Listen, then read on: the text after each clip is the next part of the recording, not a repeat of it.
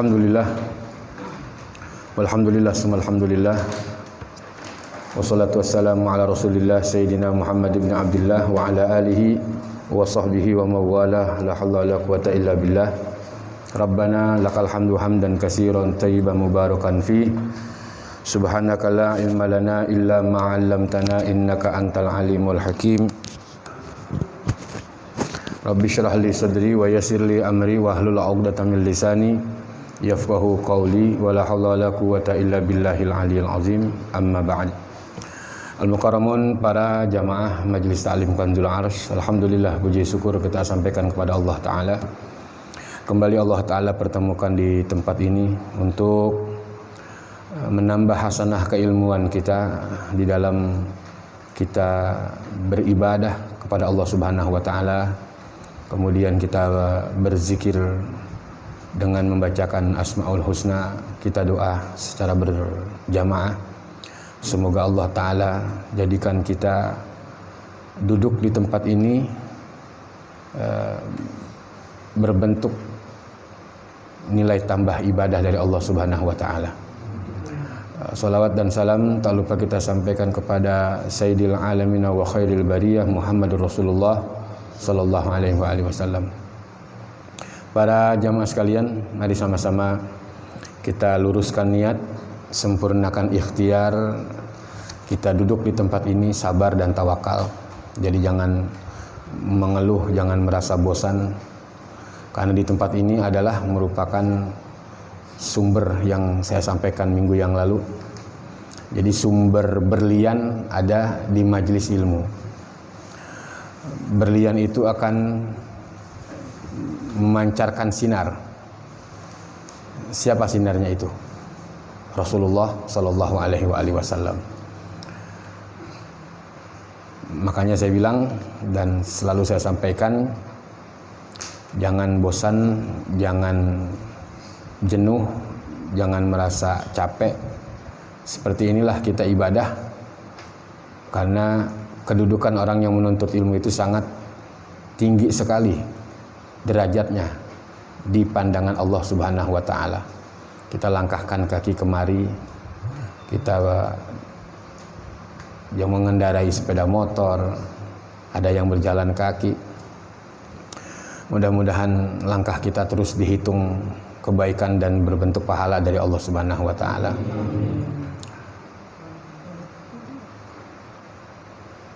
Langsung saja kita kaji kitab Adab Alim wal Muta'alim, buah karya daripada Hadratus Syekh Kiai Haji Hashim Asy'ari. Kita lanjutkan. Bismillahirrahmanirrahim. Wa qala musannif rahimahullahu ta'ala wa nafa'na wa bi ulumihi fid dharain amin. Wa an Ibni Sirin radhiyallahu anhu qala kanu yata'allamunal huda kama yata'allamunal ilma. Di sini ditulis oleh Hadratus Syekh Kiai Haji Hashim Asy'ari, menulis salah seorang sahabat yang bernama Ibnu Sirin. Ibnu Sirin mengatakan kanu yata'allamunal huda. Adalah para sahabat dan tabi'in itu yata'allamunal huda, mereka selalu mencari petunjuk. Jadi dulu di zaman Nabi itu para sahabat dia kejar, dia cari itu yang namanya petunjuk. Tabi'in begitu juga. Kama yata'allamunal ilma, sebagaimana mencarinya kepada mereka itu ilmu. Jadi dia tuntut, dia kejar itu petunjuk. Sebagaimana dia mencari ilmu, kata Ibnu Sirin. Dan petunjuk itu adalah merupakan hidayah dari Allah Ta'ala. Dan kita bersyukur kepada Allah sampai saat ini masih diberikan hidayah. Berapa banyak orang yang ingin seperti kita, tetapi Allah enggak memberikan kesempatan kepada mereka. Ya kita doakan mudah-mudahan berkah majelis ini orang-orang yang ingin ibadah semoga diberikan hidayah oleh Allah Ta'ala begitu. Jangan berputus asa dari rahmat Allah Ta'ala. Sekalipun dosa kita besar sekali, kata Allah, la taqnatu mir rauhillah. Jangan berputus asa dari rahmat Allah. Terus bertobat, terus istighfar, terus cari hidayah itu. Di dalam Al-Quran Allah katakan, Qul li'ibadiyallazina asrafu ala anfusihim la taqnatu mir rauhillah. Katakan hai Muhammad, kata Allah, jika ada hamba-hambaku mereka melampaui batas di dalam melakukan maksiat besar, dan bahasa kita tuh gede banget dah dosa mereka itu, katakan kepada hamba-hambaku, la taqnatu mir rauhillah, janganlah berputus asa dari rahmat Allah Ta'ala. Apalagi kalau kita selalu mengikatkan diri kita dengan sumbernya, yaitu majelis taklim, majelis ilmu. Pak, insya Allah hidayah itu akan terus melekat dan Allah Ta'ala berikan kepada kita. Hidayah kan seperti kapas, ditaruh, dia bakalan terbang ketika tertiup angin, terbang udah. Jadi kita mungkin sekali aja nggak ngaji, besok mulai lagi aja ngaji, besok susah lagi kadang-kadang mau ngaji. Biasanya begitu ya? Iya, sekali aja kita mulain begitu. Makanya mahal hidayah itu, dan harus dipertahankan hidayah itu, harus dijaga hidayah. Makanya sahabat di sini kata Ibnu Sirin, mereka selalu mencari hidayah itu di mana aja ada majelis, di mana saja ada Rasulullah, mereka selalu hadir. Mereka kejar hidayah itu. Tetapi hidayah yang memberikan adalah Allah. Ya, bukan saya dan juga bukan Rasulullah. Hidayah itu yang memberikan adalah Allah Ta'ala. Dan cari hidayah itu, di mana hidayah itu? Pasti akan ketemu kalau kita cari. Innaka la tahdi man ahbabta walakinallaha yahdi may yasha. Al-Quran mengatakan seperti itu. Ketika Rasulullah ingin memberikan petunjuk kepada pamannya, tetapi Allah nggak mau, maka nggak akan terjadi. Sampai asbabun nuzulnya ayat itu, innaka la tahdi man ahbabta. Bukan tugasmu hai Muhammad untuk memberikan petunjuk kepada orang yang engkau cintai, orang yang engkau sayangi. Walakinallaha yahdi may yasha, akan tetapi aku yang akan memberikan petunjuk kepada siapa saja yang aku kehendaki, kata Allah Ta'ala. Jadi kalau kita punya saudara susah, dia suruh sholatnya susah, apa kita bilangin sudah, ini sudah, ya la haula wala, iya, jangan digebukin orang. Kita gebukin sampai penyok, Allah belum mau, nggak bakalan bisa tuh. Dan doakan, ya, doakan, semoga dengan doa itu Allah Ta'ala berikan hidayah itu ya. Jadi sangat begitu pentingnya hidayah itu. Ya, sangat penting hidayah. Karena seseorang itu bisa beribadah kepada Allah Ta'ala karena dia mempunyai hidayah. Dan Allah yang gerakan hidayah itu. Jadi hidayah sangat mahal sekali. Oleh karenanya pertahankan hidayah yang sudah Allah Ta'ala berikan kepada kita. Jaga dan rawat hidayah dan taufik yang Allah Ta'ala berikan kepada kita. Jadi hidayah dulu baru taufik, bukan taufik dulu baru hidayah. Kalau kita kan kadang-kadang kebalik. Wabillahi taufik wal hidayah. Harusnya bagaimana? Bil hidayah wat taufik. Wassalamualaikum warahmatullahi wabarakatuh. Jadi bukan taufik dulu. Taufik itu pertolongan dari Allah Ta'ala. Hidayah dulu, nanti baru ada pertolongan dari Allah Ta'ala. Allah gerakan tuh. Ini namanya hidayah di tempat ini. Taufiknya dapat nggak kira-kira nih teman-teman kita? Atau mungkin yang ada di sekitar kita. Taufiknya nggak dapat, maka mereka nggak akan hadir. Kita ini udah dikasih hidayah, dikasih taufik. Datang dari jauh-jauh ke sana kemari, dari Impres, dari Cipulir, yang dari Kejaksaan, AMD, Kreo. Alhamdulillah, Berarti kan taufik Allah berikan juga buat kita. Tuh. Banyak orang yang tahu hidayah itu tetapi mereka tidak mendapatkan taufik dari Allah Ta'ala, gerakan pertolongan dari Allah Ta'ala atau iradahnya Allah Subhanahu wa Ta'ala. Ya, jadi kata Ibnu Sirin,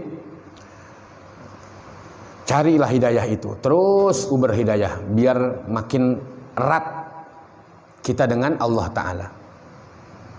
Majlis di sana kita hadir, hidayah di sana tuh. Kita tergerak hati kita, berarti taufik Allah Ta'ala berikan kepada kita. Jangan ditinggalkan hidayah. Sayang-sayang, begitu. Ya sayang. Makanya diajarkan kita di dalam Al-Quran, dalam doa itu, Rabbana la tuzigh qulubana ba'da iz hadaitana wa hab lana min ladunka rahmatan innaka antal wahhab. Subhanallah. Itu. Jadi minta jangan sampai Allah Ta'ala cabut hidayah yang sudah Allah Ta'ala berikan kepada kita. Terus pelihara, rawat dan jaga hidayah itu.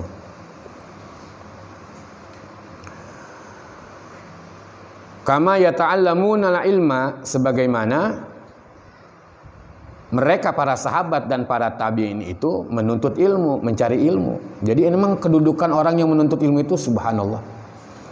Ada hadis Rasulullah yang mengatakan orang bisa baca Quran, mereka punya kemampuan. Pantas kata Nabi. Orang fakir, dia nggak bisa untuk bersedekah, kemudian dia berpuasa. Pantas.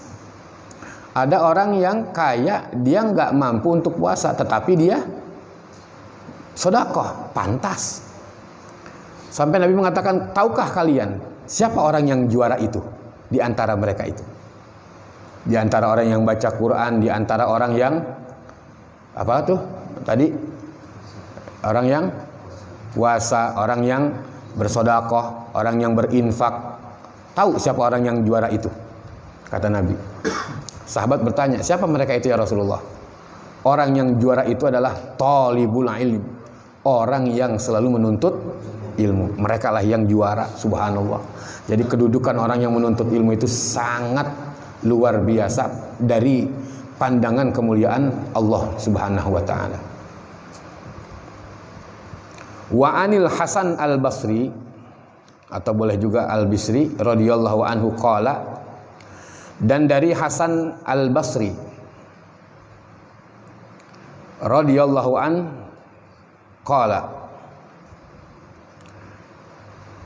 Hasan al-Basri ini generasi tabi'in.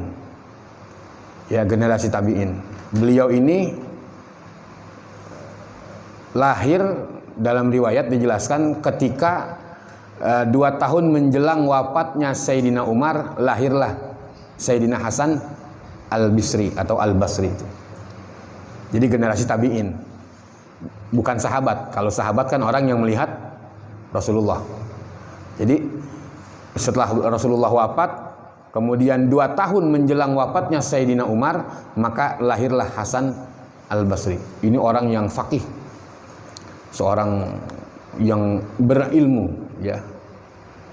Bahkan orang yang didoakan, beliau termasuk orang yang didoakan oleh Sayyidina Umar dengan doanya, Allahumma faqihu fid din wa habibhu ilan nas. Itu doanya Sayyidina Umar kepada Al-Imam Hasan al-Basri. Allahumma faqihu fid din, ya Allah faqihkanlah anak ini, anugerahkan anak ini dalam hal agama, wa habibhu ilan nas, dan disayang oleh seluruh manusia. Ternyata benar doanya Sayyidina Umar itu kebukti.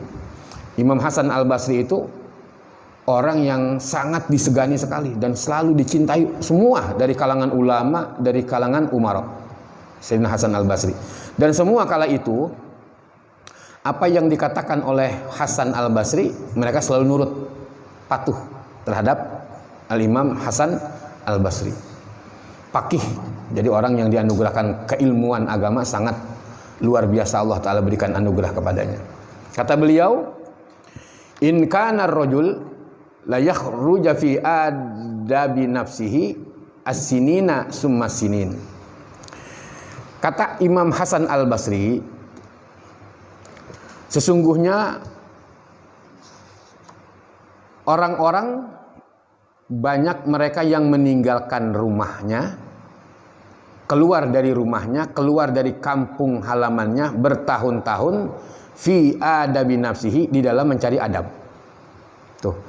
Jadi budi pekerti, akhlak. Keluar dia. Jadi meninggalkan kampung berarti kholwat. Artinya mengasingkan diri. Hanya mencari Allah Ta'ala. Dia keluar. Karena dengan adab itulah hidayah akan selalu Allah Ta'ala berikan. Adab. Bertahun-tahun tuh, ya, orang-orang dulu tuh keluar rumah untuk meninggalkan rumah untuk mencari adab. Adab atau budi pekerti, etika, ya, sopan santun, akhlak, atau kalau yang halus disebut namanya tasawuf. Itu mereka keluar dari kampung halaman mereka hanya untuk mencari adab, budi pekerti. Makanya adab itu yang paling utama. Kemuliaan seseorang itu bisa menjadi mulia karena dia beradab. Adab harus nyocokin kepada syariat, syariat harus nyocokin kepada iman, iman harus nyocokin kepada tauhid. Gitu. Jadi adab, kemudian syariat, kemudian iman, kemudian tauhid. Wa an Sufyan bin Uyainah radhiyallahu anna Rasulullah sallallahu alaihi wasallam huwal mizanul akbar. Dan dari Sufyan bin Uyainah radhiyallahu moga Allah taala meridai Imam Sufyan bin Uyainah, anna Rasulullah sallallahu alaihi wasallam, sesungguhnya Rasulullah sallallahu alaihi wasallam huwal mizanul akbar, kata beliau tuh. Jadi Rasulullah itu adalah mizanul akbar, timbangan yang sangat agung sekali. Akbar bukan diartikan besar, tapi agung. Ya, kalau saya boleh dapat ngaji dulu di pondok, namanya nih diartikan akbar itu agung. Jadi timbangan yang begitu agung. Siapa? Rasulullah sallallahu alaihi wasallam. Wa alaihi tu'radul asya ala khuluqihi wa siratihi wa hudah. Dan di dalam diri Rasulullah itu ditampakkan apa tuh? Akhlaknya, kemudian perangainya, sopan santun, cara bicaranya, kemudian petunjuk, itu semua ada di dalam diri Rasulullah sallallahu alaihi wasallam. Paling enak kita sebagai umat Nabi Muhammad, ya, paling enak menjadi umat Nabi Muhammad. Bahkan Nabi Musa kepengen dianggap atau diakui sebagai umat Nabi Muhammad. Paling enak kita. Makanya bagaimana itu biar bisa melekat akhlak kita, kemudian perilaku kita, ucapan kita, dan selalu mendapatkan hidayah dari Allah Ta'ala, maka ikatkanlah Rasulullah di dalam diri kita. Bagaimana? Dengan mengikuti atau menghidupkan sunnahnya. Apalagi banyakin sholawat kepada Rasulullah. Ya. Man ahabba syai'an aktsara min zikrihi. Siapa orang yang cinta terhadap sesuatu, maka hendaklah dia sering-sering menyebut orang yang dia cintai itu. Tuh. Jadi kalau kita mengaku cinta kepada Nabi, ya perbanyak sholawat sama Rasulullah. Jadi Rasulullah lah yang akan ngebawa kita. Makanya saya bilang ini tadi sumbernya ada di sini nih. Sumbernya ada di majelis taklim. Ya kenapa? Karena yang memerintahkan kita untuk berkunjung ke majelis taklim adalah Rasulullah. Ya, Rasulullah. Jadi sumbernya berlian ada di majelis taklim. Maka akan terpancarlah berlian itu kepada siapa saja yang mencari. Tuh. Dia akan mendapatkan dengan apa tuh? Akhlak, mengikuti akhlak Rasulullah sallallahu alaihi wasallam.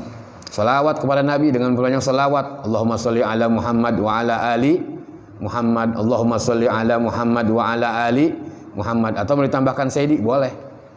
Tetapi itu salawat yang memang ketika Rasulullah ditanya oleh para sahabat.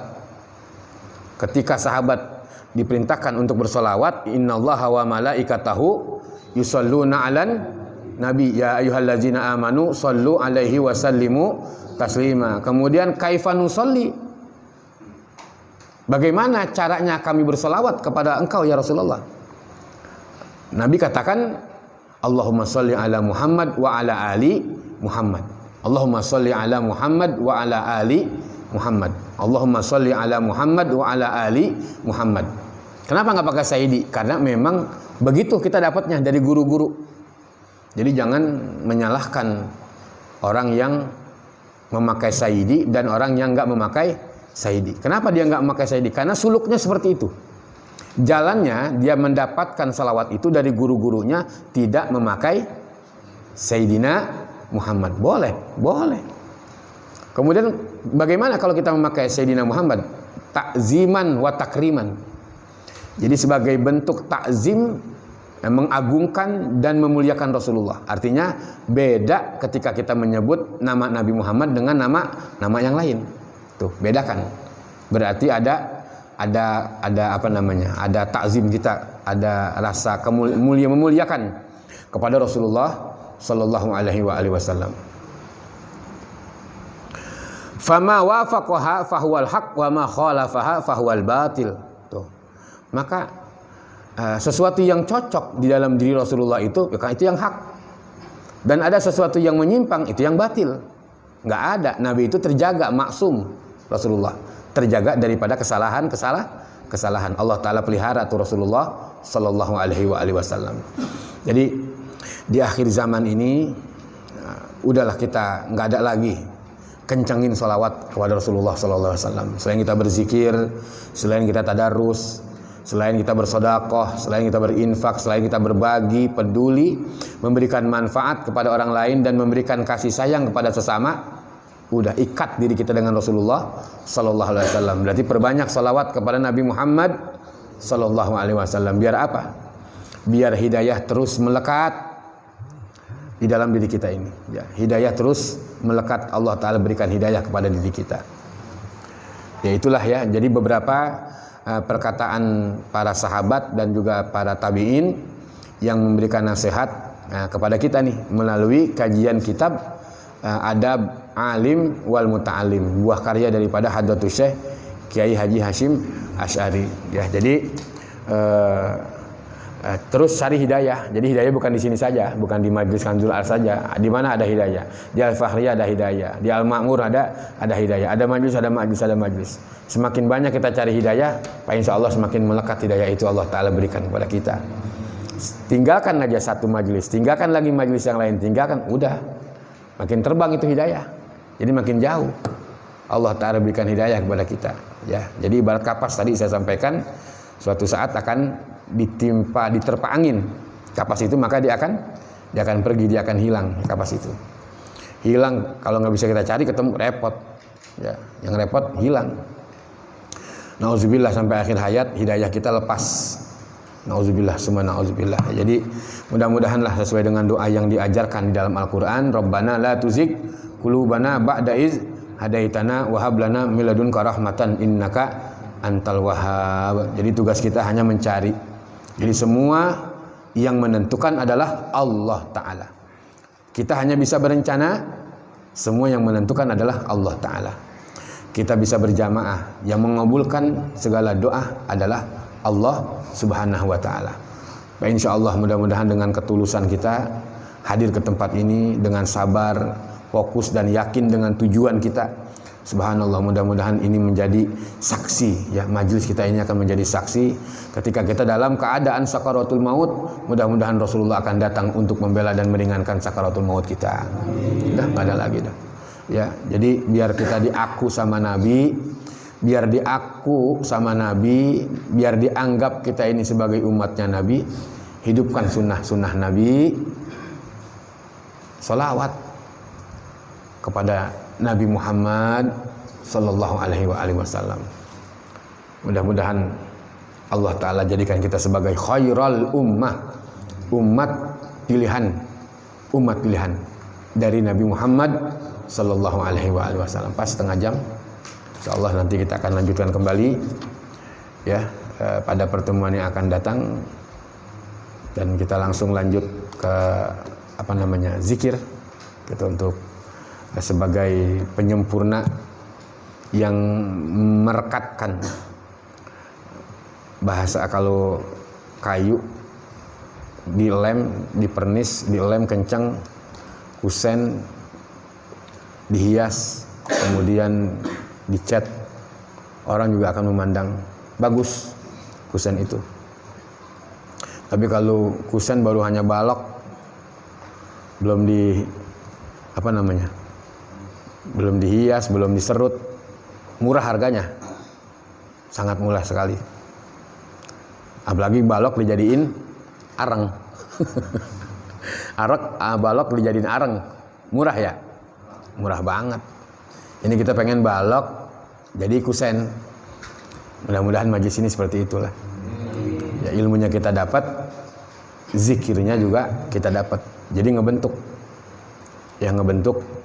di dalam diri kita ini, iman semakin sahih gitu ya. Jadi iman kita semakin sahih, jadi semakin sempurna karena terpancar cahaya Rasulullah sallallahu alaihi wasallam di dalam diri kita itu. Jadi berakhlaklah seperti Rasulullah sallallahu alaihi wasallam. Mari sama-sama kita berdoa arus, aminkan. Nanti kita akan tawasul kepada para untuk Rasulullah, kemudian keluarga, sahabat, kemudian para aulia-aulia. Ya, semoga yang hadir di tempat ini akan terus istiqomah dan segala hajat-hajat kita dikabul dan dipenuhi serta diterima oleh Allah Subhanahu wa taala.